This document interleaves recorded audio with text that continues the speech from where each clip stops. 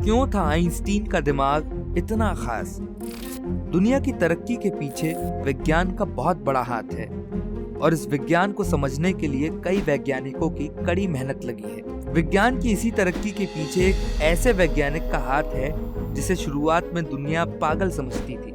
जी हाँ, हम बात कर रहे हैं महान वैज्ञानिक एल्बर्ट आइंस्टीन की, जिन्होंने विज्ञान को एक अलग पहचान दी। एल्बर्ट आइंस्टीन कोई साधारण व्यक्ति नहीं थे, बल्कि जन्म से ही उन्होंने ये साबित कर दिया था कि वो दुनिया से कितने अलग हैं। आइंस्टीन के पैदा होने के बाद डॉक्टरों ने देखा कि उनका सिर सामान्य बच्चों से काफी बड़ा था और वो एक असामान्य बच्चे के रूप में पैदा हुए थे। इसके बावजूद उनका दिमाग इतना तेज था कि आज तक कोई उनकी बराबरी नहीं कर पाया। आज आइंस्टीन को हमें छोड़े 60 साल से ज्यादा हो गए हैं, लेकिन आज भी विज्ञान उनकी थीसिस के बिना अधूरी है। तो यही कारण है कि हर कोई उनके दिमाग के बारे में जानना चाहता है। उनके दिमाग में ऐसा क्या था जो उन्हें इस मुकाम तक ले आया कि आज उन्हें दुनिया के सबसे महान वैज्ञानिक के रूप में जाना जाता है। तो दोस्तों, इन्हीं सब सवालों के जवाब जानने के लिए वीडियो अंत तक जरूर देखें। दरअसल जब एल्बर्ट आइंस्टीन का जन्म हुआ था तो उनका सिर किसी भी सामान्य बच्चे से ज्यादा बढ़ गया था। आमतौर पर बच्चे 1 या 2 साल की उम्र में बात करना सीख जाते हैं, लेकिन आइंस्टीन 4 साल की उम्र तक बिल्कुल भी बात नहीं कर पाते थे। लेकिन एक दिन जब वो अपने माता पिता के साथ रात के खाने के लिए बैठे थे, तब आइंस्टीन ने अचानक कहा, सूप बहुत गर्म है। उनके माता पिता आश्चर्यचकित और खुश थे कि उनका बेटा इस तरह स्पष्ट रूप से बोल रहा था। लेकिन बाद में जब उनसे पूछा गया कि आपने अब तक कुछ क्यों नहीं बोला, तो आइंस्टीन ने अजीब तरीके से जवाब दिया कि अब तक तो सब ठीक है।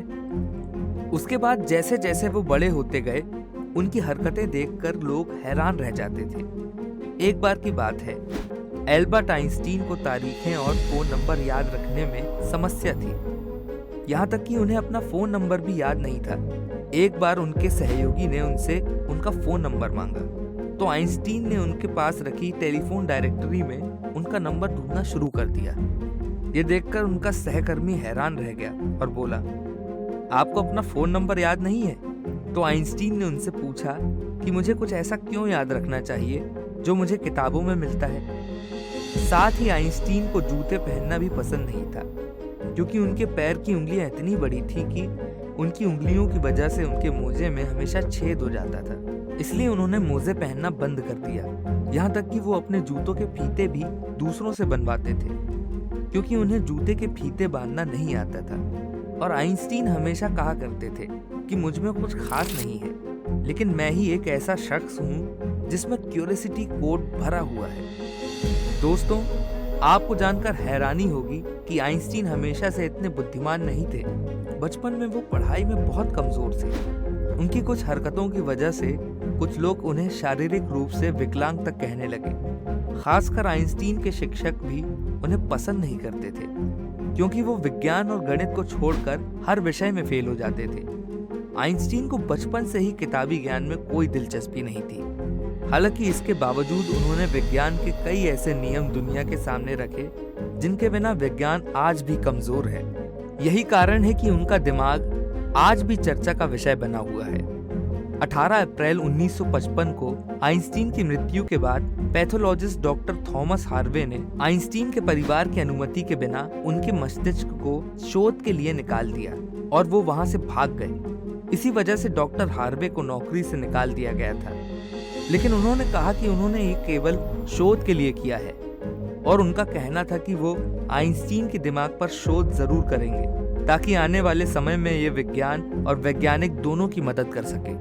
लेकिन शोध की अनुमति के चलते डॉक्टर हार्वे ने आइंस्टीन के दिमाग को एक जार के अंदर कैद कर दिया। बाद में आइंस्टीन के बेटे हंस एल्बर्ट आइंस्टीन की अनुमति के बाद डॉक्टर हार्वे ने आइंस्टीन के दिमाग पर शोध करना शुरू किया। सबसे पहले उन्होंने आइंस्टीन के दिमाग का वजन चेक किया। आइंस्टीन के दिमाग का वजन 1230 ग्राम था, जो कि सामान्य मानव मस्तिष्क के वजन से काफी छोटा था, क्योंकि वास्तव में मानव मस्तिष्क का वजन लगभग 1400 ग्राम होता है। इसके बाद डॉक्टर हार्वे ने उनके मस्तिष्क को 200 भागों में विभाजित किया और उन टुकड़ों को दुनिया भर के प्रसिद्ध शोधकर्ताओं के पास भेज दिया ताकि वो अच्छी तरह से देख सके कि आइंस्टीन के मस्तिष्क में क्या था जो अन्य आम इंसानों में नहीं था। और उसके बाद डॉक्टर हार्वे ने आइंस्टीन के ब्रेन टिश्यूज के 1000 माइक्रोस्कोपिक स्लाइड्स बनाए ताकि आइंस्टीन के दिमाग की अच्छी तरह से जांच हो सके। शोध के दौरान पाया गया कि आइंस्टीन के दिमाग में आम इंसानों से ज्यादा कोशिकाएं थी।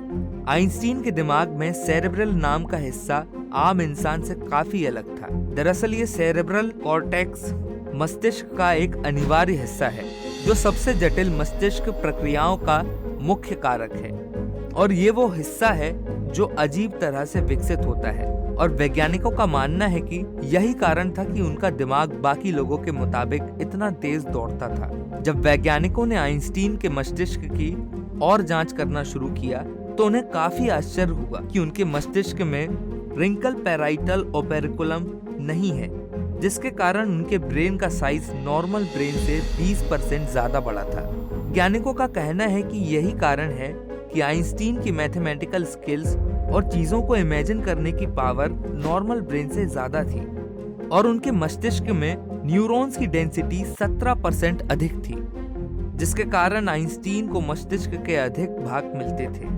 इस कारण से आइंस्टीन की एकाग्रता और दूरदर्शिता दूसरों की तुलना में अधिक थी, और दूरदर्शिता दूसरों की तुलना में बहुत अधिक थी। वैज्ञानिकों का कहना है कि आइंस्टीन के दिमाग में फोल्ड ज्यादा थे, जिस वजह से वो इतने इंटेलिजेंट थे। आपको जानकर हैरानी होगी दोस्तों कि अमेरिका के फिलाडेल्फिया शहर के मटर म्यूजियम में आइंस्टीन के दिमाग को 40 टुकड़ों के रूप में आज भी सुरक्षित रखा गया है। तो दोस्तों, आपको ये जानकारी कैसी लगी हमें कमेंट करके बताएं। ऐसी ही मजेदार और रोचक जानकारी के लिए हमारे चैनल हिंदी फैक्ट को सब्सक्राइब करें, और अगर आपको जानकारी पसंद आई हो तो वीडियो को लाइक और शेयर करें। धन्यवाद।